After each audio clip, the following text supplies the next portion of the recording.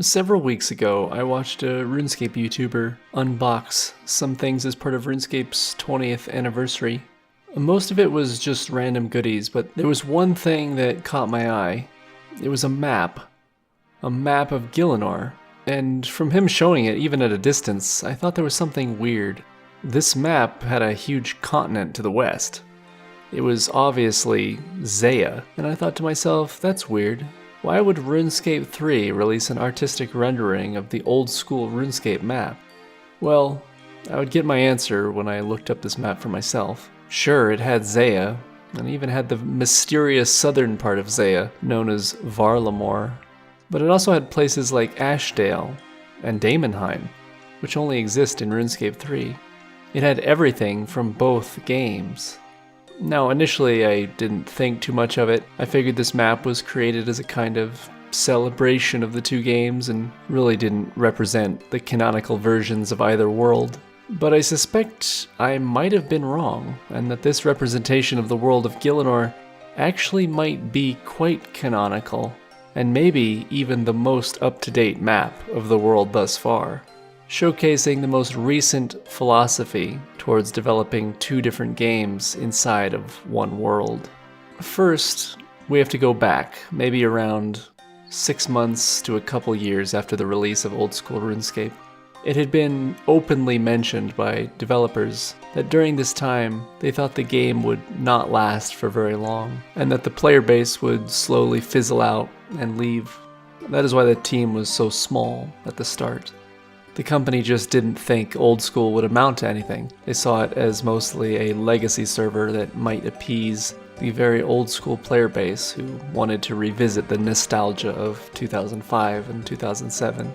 When they released new content, it was stuff like God Wars Dungeon, which was already in their backup file of the game and required minimum development time in order to implement it, compared to something completely new. But as the player base leveled out over the years and actually started to grow instead of shrink, Jagex had a pretty big decision to make. Do they actually want to start developing things unique to this now wholly independent game? Though I don't have any actual dates when this philosophy and change came about exactly, I think we can see it when several things happened. First, more people started to be added to the Old School RuneScape team. Second, we start to see unique old school content. That is, content that wasn't just stuff from 2007.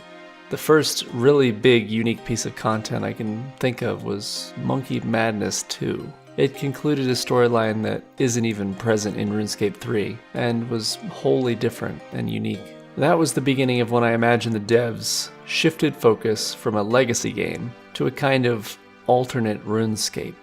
In this alternate RuneScape, they could do whatever they wanted and make their own world and content completely independent from its original counterpart. The biggest example of this would be the continent of Zaya. It was about the furthest thing from RuneScape 3 they could make.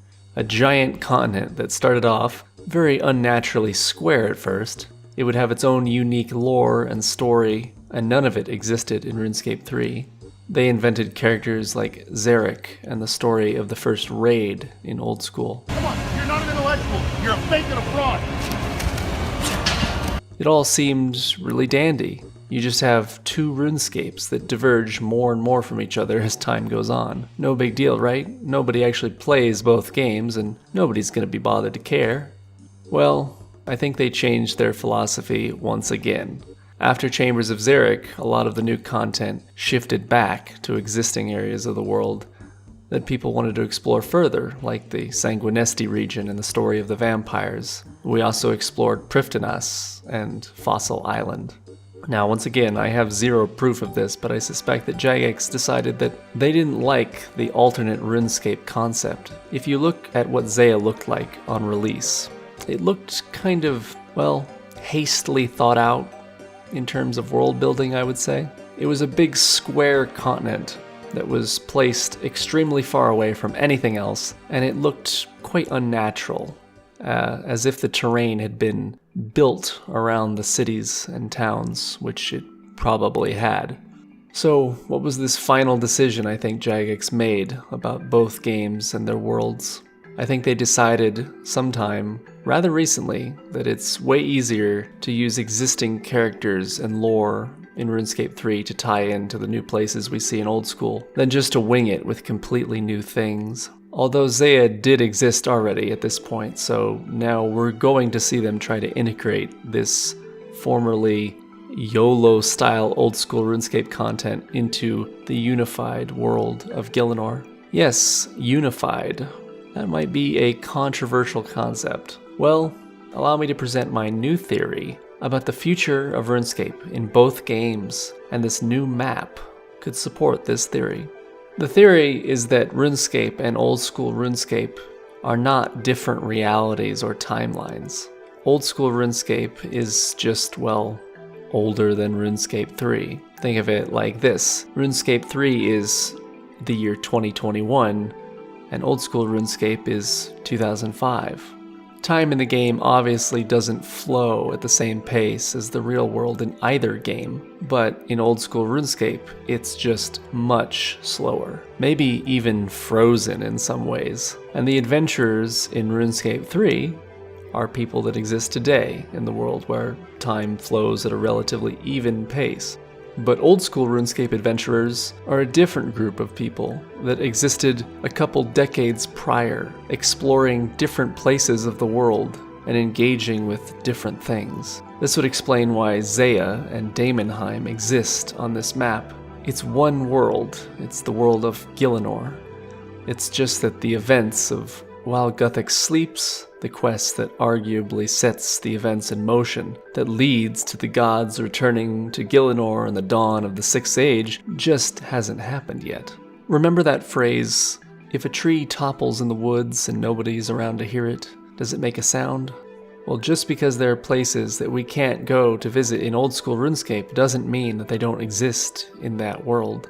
I understand that there are inconsistencies to this theory. For example, even in my last video about the history of the desert, I briefly mentioned that Bob the cat had died, when in RuneScape 3 he's theoretically still alive.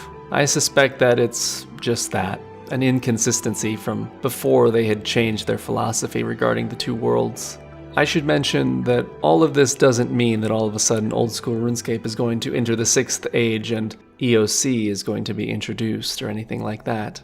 It's just a way for the devs to use the existing elements of story and characters that the game had built up for decades in their development of the continuing story of Old School, instead of whipping it up from scratch like they did with Zaya.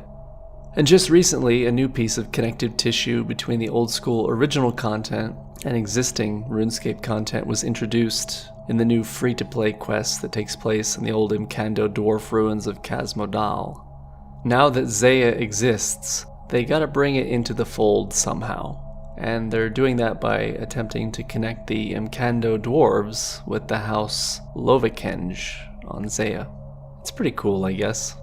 I guess the only question I can think to ask is, does the future have to play out the same? Right now, Old School has been relatively frozen in time in the Fifth Age, while its adventurers explore and deal with various threats. And thus, like I said earlier, it doesn't exist in a separate timeline as of right now. But could there be a momentous event in Old School RuneScape that rivals the death of Guthix? An event that truly does set the game on its own path? Or is everything destined to play out over again? I know a part of me would like to see one character return to Old School RuneScape. Though he's already such a huge driving force in RuneScape 3, it might seem unfair to give him the spotlight in both games.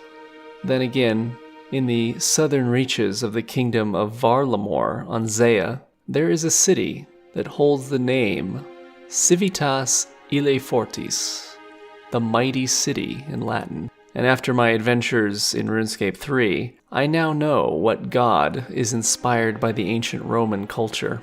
So, I suppose one could hope.